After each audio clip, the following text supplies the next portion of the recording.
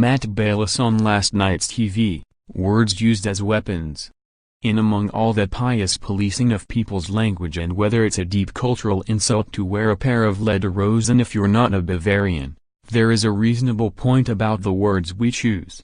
The Murder of Rhys Jones, police tapes, ITV, reminded us of that early on as the voiceover, and news footage from the time, talked about the people behind the 10-year-old's killing. Words such as gang warfare, feud, rivalry and gunmen were sprayed about like bullets. And like bullets, they were dangerous. As the program delved into the investigation, talking to detectives who'd worked on the case a decade ago, as well as Rhys' still shattered mom and dad, one thing became very clear. Not one of these gangsters was John Gotti. Not one of these tracksuit-wearing deadbeat street corner bullies would have got a job ironing the Crate twins' gym jams.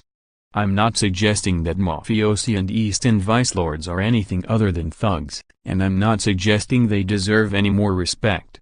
It's the respect that no marks, to borrow an old Scouse phrase, like Rhys murderers have for them that's the issue.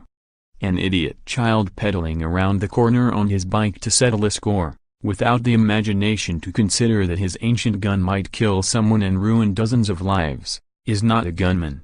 He wants to be a gunman, and calling him that gives him exactly what he wants. The covert police recordings revealed the truth, little boys who needed their mums and dads to help them cover up the crime, grinning on the streets as if they'd just let the teacher's tires down. The only gang warfare they were involved in was on the Xbox. As you'd expect from the title, The Double Life of George Michael, Channel 5, was full of paradoxes. Some were obvious. A man loved by millions, who never found lasting love of his own. A face recognized everywhere, belonging to someone who felt deeply alone. A massive talent, sabotaged by stupid actions. Songs that spoke truth from a man who kept things hidden. Perhaps the saddest thing revealed by this documentary/biopic, though, was how much insight George seemed to have. In interviews stretching back to the early days of Wham, he came across as one who knew exactly what his faults and foibles were.